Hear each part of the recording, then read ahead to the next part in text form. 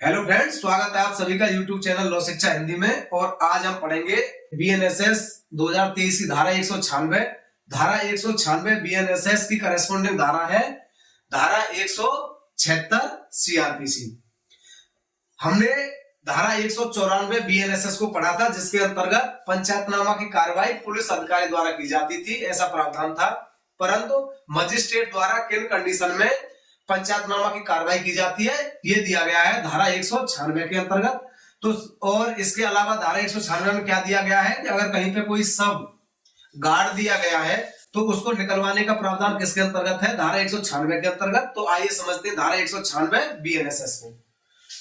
धारा 196 मृत्यु के कारण की मजिस्ट्रेट द्वारा जांच।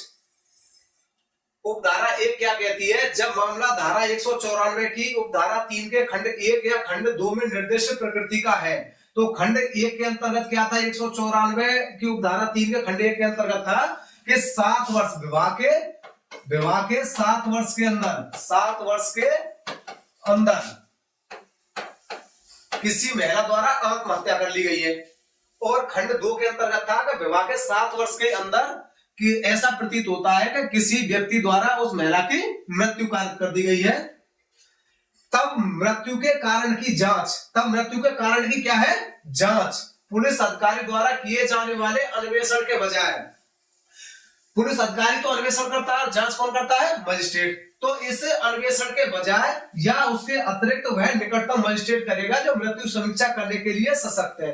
तो वो मजिस्ट्रेट करेगा उसकी जांच जो मृत्यु समीक्षा करने के लिए सशक्त है। तो ऐसा मजिस्ट्रेट कौन होता है, कार्यपालक मजिस्ट्रेट। कार्यपालक मजिस्ट्रेट के अंतर्गत कौन आ गया, डीएम साहब आ गए, एसडीएम और तहसीलदार और नायब तहसीलदार। और धारा 194 की उपधारा 1 में वर्णित किसी अन्य दशा में इस प्रकार सशक्त किया गया कोई भी मजिस्ट्रेट कर सकेगा, और यदि वह ऐसा करता है तो उसे ऐसी जांच करने में वे सब शक्तियां होंगी जो उसे किसी अपराध की जांच करने में होती है। तो इसके अंतर्गत यह है कि विवाह के 7 वर्ष के अंतर्गत कोई किसी महिला ने आत्महत्या कर लिया या ऐसा अपराध हुआ है कि वो 7 वर्ष के अंतर्गत उसकी मृत्यु किसी अन्य व्यक्ति द्वारा कारित की गई हो, तो उस कंडीशन में पंचायतनामा की कार्रवाई कौन करेगा, मजिस्ट्रेट। तो ये उपधारा 1 के अंतर्गत है। उपधारा 2 क्या कहती है, इसको समझेंगे।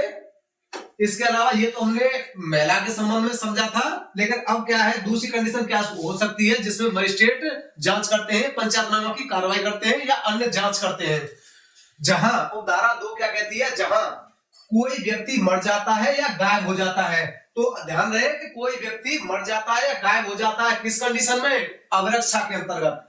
या सेकंड आ गया इसका खाकलोज कि किसी महिला के साथ बलात्संग किया गया है, अवकथित है, किस कंडीशन में बलात्संग किया गया है, पुलिस अवरक्षा में। तो उसकी भी जांच मजिस्ट्रेट द्वारा की जाती है। तो उस दशा में जबकि ऐसा व्यक्ति या महिला पुलिस अवरक्षा या इस संहिता के अधीन मजिस्ट्रेट या न्यायालय द्वारा प्राधिकृत किसी अन्य अवरक्षा में है, वहां पुलिस द्वारा की गई जांच या किए गए अन्वेषण के अतिरिक्त ऐसे मजिस्ट्रेट द्वारा जिसकी अधिकारिता की स्थानीय सीमाओं के भीतर अपराध किया गया है, जांच की जाएगी।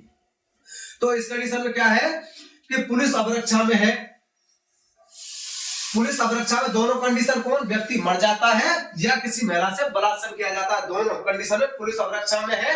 या इस संहिता के अधीन मजिस्ट्रेट या न्यायालय द्वारा प्राधिकृत किसी अन्य अवरक्षा में। मजिस्ट्रेट द्वारा प्राधिकृत अन्य अवरक्षा कौन सी होगी, ये होगा न्यायिक रिमांड जो हो जाता है उस कंडीशन में, या जेल में है उस अवरक्षा में है। दूसरी कंडीशन ये है, इस अवरक्षा में है, वहां पुलिस अधिकारी द्वारा की गई जांच या किए गए अन्वेषण के अतिरिक्त अगर कोई ऐसा मर जाता है तो उसकी विवेचना तो पुलिस करती है। तो इन्वेस्टिगेशन का राइट किसका है, पुलिस का है।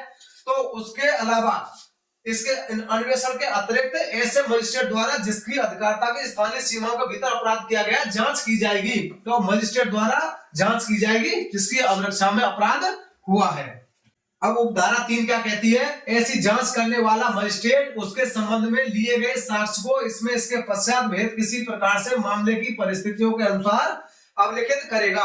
तो जांच के दौरान मजिस्ट्रेट क्या करेंगे, उसमें साक्ष्य दिया गया उसकी जांच मजिस्ट्रेट करेंगे और बयान भी उसी प्रकार से नोट करेंगे या पुलिस अवरक्षा हो जाता है। ये कौन से मजिस्ट्रेट की बात की गई है, उपधारा 2 से बात की गई है, न्यायिक मजिस्ट्रेट की बात।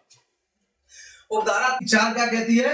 जब कभी ऐसे मजिस्ट्रेट के विचार में यह समीचीन है कि किसी व्यक्ति के जो पहले ही गाड़ दिया गया है मृत शरीर के सीधे परीक्षा की जाए कि उसकी मृत्यु के कारण का पता चले, तब मजिस्ट्रेट उस शरीर को निकलवा सकेगा और उसकी परीक्षा करा सकेगा। अगर किसी भी व्यक्ति की मृत्यु हो जाती है और उसको गाड़ दिया गया है और ऐसा प्रतीत होता है या ऐसा तथ्य मिलते हैं कि उसकी मृत्यु कारित की गई है, तो उस सबको मजिस्ट्रेट को वो शक्ति प्राप्त है कि उस सबको दोबारा से निकलवा सकते हैं और उसका दोबारा से पीएम करा सकते हैं। तो ये उपधारा 4 के अंतर्गत है प्रावधान। अब उपधारा 5 क्या कहती है इसकी?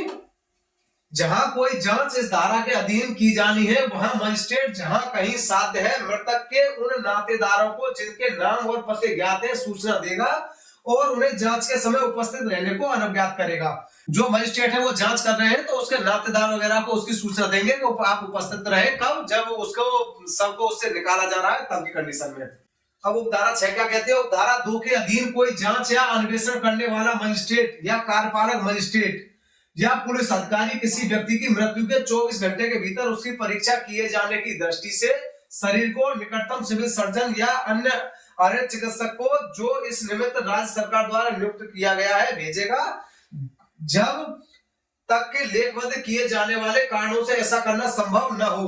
तो इसमें क्या है कि जो जांच उपधारा 2 के अंतर्गत, उपधारा 2 क्या कहती थी? उपधारा 2 कह रही थी कि जो अवरक्षा से संबंधित मामला था तो उस अवरक्षा में कोई जांच या अन्वेषण जो करने वाला मजिस्ट्रेट या कार्यपालक मजिस्ट्रेट, जहां पे शब्द आए मजिस्ट्रेट तो इसका मतलब होता है न्यायिक मजिस्ट्रेट से, और कार्यपालक मजिस्ट्रेट होता है एसडीएम, डीएम या नायब तहसीलदार या तहसीलदार से, या पुलिस अधिकारी किसी व्यक्ति की मृत्यु के 24 घंटे के अंतर्गत उसे कहां भेजेगा?